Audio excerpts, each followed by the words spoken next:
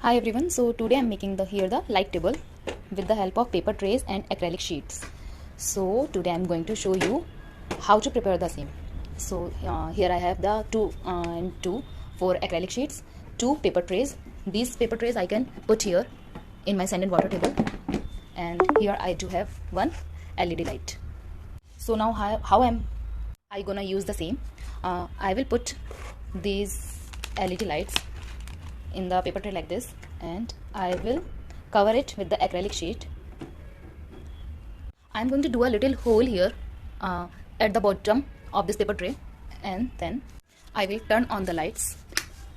And as you can see here, let me turn on the lights of the room. So now you can see here the final output. It will look something like this, and you will put any kind of geometrical figures here or pom-poms to tease the colors. Your kid can use this table at the night time. And I do have more than 100 activities to do with this light table. I will share all the activities time to time.